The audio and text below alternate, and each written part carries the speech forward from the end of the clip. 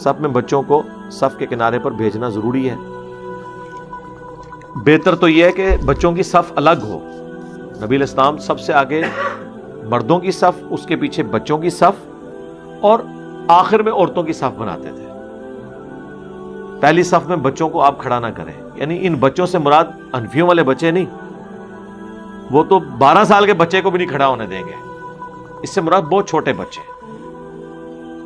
لیکن جو ہوش میں ہے، جیسے کہا گیا 7 سال کا بچہ ہو جائے، ابو داؤد میں حدیث ہے، اسے نماز کا کہو، 10 سال کا ہو جائے اور نہ پڑھے تو مار کے پڑھاؤ، تو اس کا مطلب ہے کہ 10 سال کا بچہ بڑا بچہ ہے، وہ پہلی صف میں کھڑا ہو سکتا ہے، اس کو کیوں آپ پیچھے کریں گے؟ ان کا تو حال یہ ہے، یہ تو مطلب بچوں کو پتہ نہیں کیا سمجھتے ہیں۔ پھر انہوں نے ایک مسئلہ گڑا ہوا ہے، نابالغ بچہ جو ہے وہ امامت نہیں کر سکتا، یہ بھی مسئلہ انہوں نے نکالا ہوا ہے۔ صحابہ کرام میں اس طرح کے بچے تھے چھوٹے جو امامت کرواتے تھے۔ صحیح بخاری میں حدیث ہے، مشکات میں آپ کو پہلی جلد میں امامت والے چیپٹر میں حدیث مل جائے گی، عمر بن سلمہ کے بارے میں۔ وہ کہتے ہیں میری عمر 6 یا 7 سال تھی۔ کتنی؟ 6 یا 7 سال۔ یہی وہ حدیث ہے جس کا وہ میں جیسے محدثین کو اختلاط ہو جاتا ہے، وہ معاذ بن جبل کے ساتھ ہو گیا تھا، میں نے کہہ دیا تھا معاذ بن جبل جو ہے وہ 6-7 سال کے تھے تو امامت کرواتے تھے، وہ پکڑ لیا، اس میں سے مسئلہ کیا نکالا، اس مسئلے کو پکڑو۔ وہ معاذ بن جبل نہیں تھے، وہ عمر بن سلمہ تھے۔ وہ 2 حدیثیں میرے دماغ میں مکس ہو گئی، اس کی وجہ سے میں نے وہ بیان کر دیا تھا، لیکن مسئلہ اپنی جگہ پہ موجود ہے اور عمر بھی اپنی جگہ کے اوپر موجود ہے۔ ہاں صحابی دوسرے تھے، تو جو مسئلہ جو ہم نے نکالا ہے اس کے اوپر بات کرو۔ تم تو کہتے ہو کہ بچہ جو ہے نابالغ امامت نہیں کروا سکتا۔ عمر بن سلمہ کے بارے میں مشکات کے اندر موجود ہے، امامت والے چیپٹر میں، صحیح بخاری کے اندر موجود ہے۔ وہ کہتے ہیں میں چھوٹا سا بچہ تھا اور نبی علیہ السلام نے اعلان نبوت کیا تو قافلے جب ہمارے علاقے سے گزرتے تھے نا تو وہ نبی علیہ السلام کا ذکر کرتے تھے، اور میرے ابا جی کا بڑا انٹرسٹ تھا۔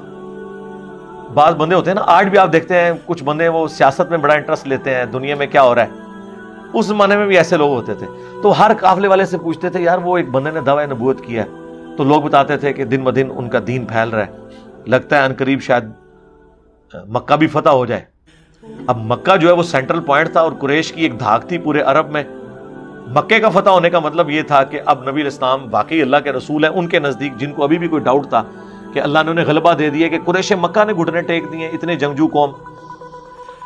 تو کہتے ہیں کہ میں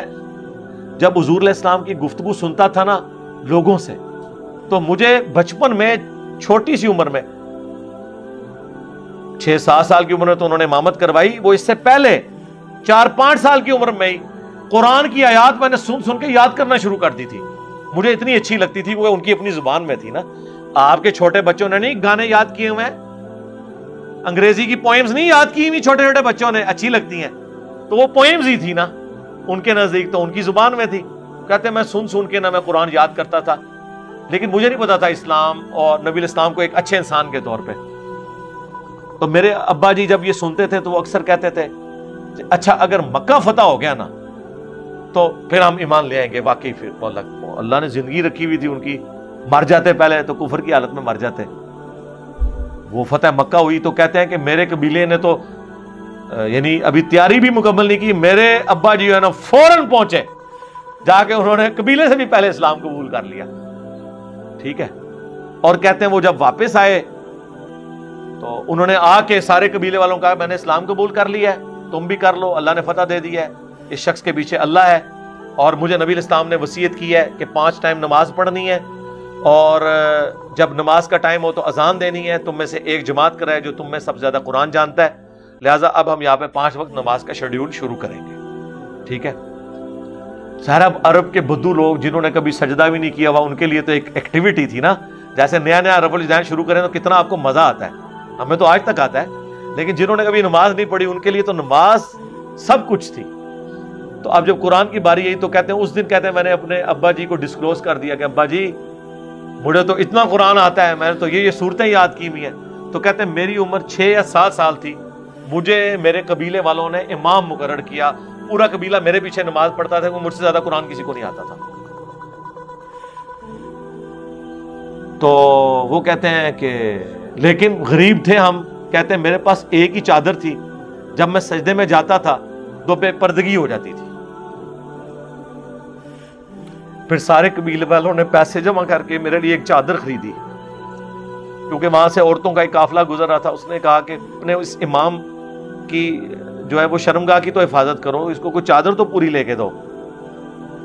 تو سارے لوگوں نے تھوڑے تھوڑے پیسے جوڑ کے ایک چادر لے کے دی، اور مجھے اس چادر کی اتنی خوشی کہ اس کے بعد مجھے کسی چیز میں اتنی خوشی نہیں محسوس ہوئی۔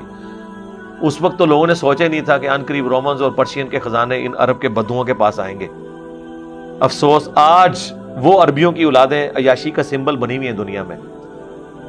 گورے بھی اگر عیاشی کی مثال دیتے ہیں تو عرب کی دیتے ہیں کہ عرب کے لوگ دیکھیں، ایک ایک ہزار اونٹ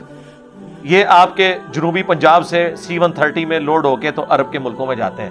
تلور کا شکار کرنے کے لیے یہاں آتے ہیں، چند دنوں کے لیے نکاح کرنے کے لیے یہاں پاکستان کی بچیوں کے ساتھ نکاح کرنے کے لیے آتے ہیں، اور حکومتی لیول کے اوپر ان کو سپورٹ کیا جاتا ہے۔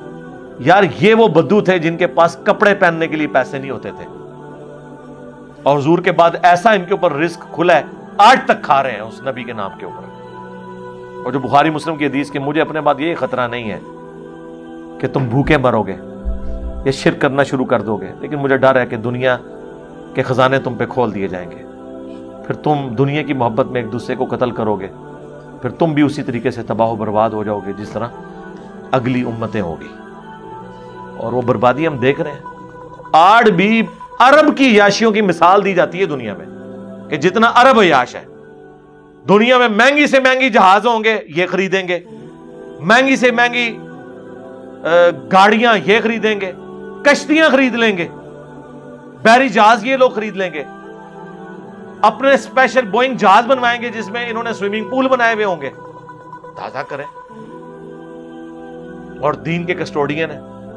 نماز بھی 5 وقت پڑھتے ہیں، نماز نہیں چھوڑ دے جائے، ذہن نہیں رکھنا، نماز اسی طریقے سے جاری ہے، لیکن ساتھ یہ والے سارے معاملات ہیں۔ تو وہ 5 یا 6 یا 7 سال عمر تھی، عمر بن سلمہ کہتے ہیں کہ میں اس وقت امامت کرواتا تھا۔ اب یہ حدیث جو ہے نا یہ خلط ملط ہو گئی، وہ تو صحیح بخاری میں بھی،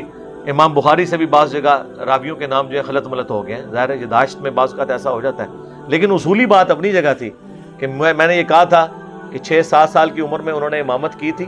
وہ معاذ بن جبل تو نہیں تھے، لیکن وہ عمر بن سلمہ تھے، اور ظاہر ہے کہ 6-7 سال کی عمر میں انہوں نے اسلام بھی قبول کیا چھوٹی عمر کے اندر۔ جب سے رفع دین شروع کیا ہے ہماری مسجد کے امام نے بول چال ختم کر دی ہے۔ ہاں آپ نماز پڑھنا چھوڑ دیتے نا، آپ کے نہ تو ابے کو جا کے امام مسجد نے کہنا سی کہ تہاڈا منڈا نہیں مسجد ہی نظر آ رہا، یا آپ شروع سے مسجد میں نہ بھی جاتے ہوں،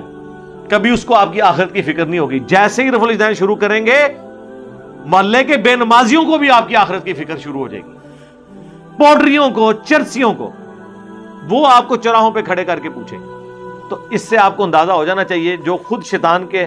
ہتھے چڑھے ہوئے ہیں تو وہ شیطان نے انہیں یوز کیا ہے اس کام کے لیے، ورنہ اگر وہ آپ کی آخرت کے ساتھ ہوتے ہیں نا سیریس، تو جب آپ نماز نہیں پڑھ رہے تھے اس وقت آپ کو گھر آ کے نماز کا کہتے ہیں، یا جو خود نماز نہیں پڑھتے ہیں وہ آپ کو رفع دین کے اوپر کیوں کہہ رہے ہیں، اور آپ کے ابوں کے جو ہیں وہ کان بھر رہے ہیں۔ اور یہ ابے تو بہت خطرے ناک ہوتے ہیں ساروں کے، یہ اتنے خطرے ناک ہیں کہ انبیاء کے ابے بھی جو ہے نا وہ بھی کافر نکلے ہیں، یا اللہ تعالیٰ نے انہیں موت دے دی ہے پہلے، اللہ ماشاءاللہ، یا ابا پیغمبر ہو، اگر غیر پیغمبر ہے تو پھر اللہ تعالیٰ ابے کو اٹھا لیتا ہے۔ دیکھنے حضرت ابراہیم کے ساتھ کیا ہوا ہے، ابے نے کہا میں سنسار کروا دوں گا، آگ میں پکوا دوں گا، ان کا میں دعائی کروں گا ابا جی آپ کے لیے، حالانکہ وہ اتنے احترام سے تمیز سے بول رہے ہیں یا اباتی یا اباتی۔ اے ابا جان شیطان کے ہتھے نہ چڑھیں، ابا جان میرے پاس وہ علم آیا ہے جو آپ کے پاس نہیں ہے، مجھے اللہ نے چنا ہے سب کچھ، لیکن ابے نے اینڈ تے گیا نکل جا ابراہیم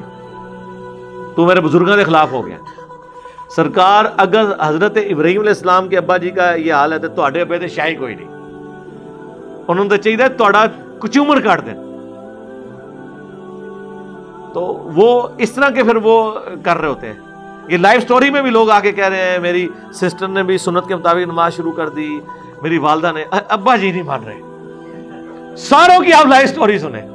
اس لیے کہ ابا جی نے معاشرے کو فیس کرنا ہوتا ہے، ابے ہوتے ہیں بزدل، یعنی ان کی ہر چیز ٹیک پہ عزت لگی ہوتی ہے، ماؤں کی کوئی چیز ٹیک پہ نہیں لگی ہوتی، وہ گھر کے اندر ہوتی ہیں، انہیں کیا ہے میں رفع دین کر رہا ہوں، ان کو تو کسی نے نہیں آ کے، ان کی سہیلی نے اس کے خاوند کو شکایت لگانی ہے اس کی اماں کو کہ تیری بچی نے رفع دین شروع کر دیا ہے۔ لیکن ابوں نے نا لوگوں کو فیس کرنا ہوتا ہے، اپنے دوستوں کو، جدھر انہوں نے ایک اپنی عزت بھی بنائی ہوتی ہے جھوٹی سچی، کہ میرے بچے دے بڑے تابع فرمان نے, میرے بغیر کھنگ دے بھی نہیں نے.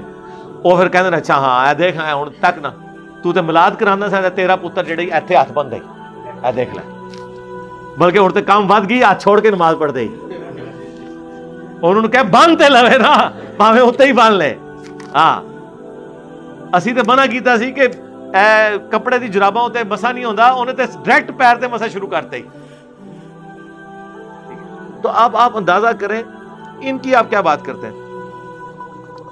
بول چال ختم کر دی, ہمیں اس بات سے کوئی سروکار نہیں کون بولتا ہے کون, لیکن ہمارے استاد بھی ہیں, ہم نے انہیں قاری. یار آپ کا استاد تو شاہی کوئی نہیں ہے, مجھے بتائیں اس کائنات میں آپ کے حسن سلوک کا سب سے زیادہ حقدار مخلوقات میں کون ہے؟ ماں, اس کے بعد آپ کا باپ. اور بخاری مسلم کے پہلے چیپٹر میں حدیث ہے, تم مومن ہی نہیں ہو سکتے جب تک کہ میں تمہیں تمہارے ماں باپ اولاد سب لوگوں سے بڑھ کر عزیز نہ ہو جاؤں. اے استاد تے شاہی کوئی نہیں, ادھی اوقات اس پرچی جتنی بھی نہیں ہے ماں باپ کے مقابلے پہ. تو جب نبی اسلام کہہ رہے ہیں کہ ان کو میرے مقابلے پہ کھڑا نہیں کرنا, اس سے بڑھ کر قرآن میں اللہ تعالیٰ فرما رہا ہے کہ تیرے ماں باپ, وہ قرآن جو کم از کم 4 مقامات پر توحید کے بعد سب سے زیادہ زور دے رہا ہے ماں باپ کے ساتھ اس نے اخلاق پہ, وہ کہہ رہے ہیں کہ اگر تیرے ماں باپ یہ کہیں نا کہ تم میرے خلاف چل, پھر کوئی کہنا نہیں مان. اور بخاری مسلم کی حدیث کہ خالق کی معصیت میں مخلوق کی اطاعت نہیں ہے, مخلوق کی اطاعت معروف میں ہے, منکر میں نہیں ہے. جہاں جہاں پر اللہ کا حکم ہے اس کے اندر, لیکن حسن سلوک آپ نے کرنا, بدتمیزی نہیں کرنی, گالی گلوچ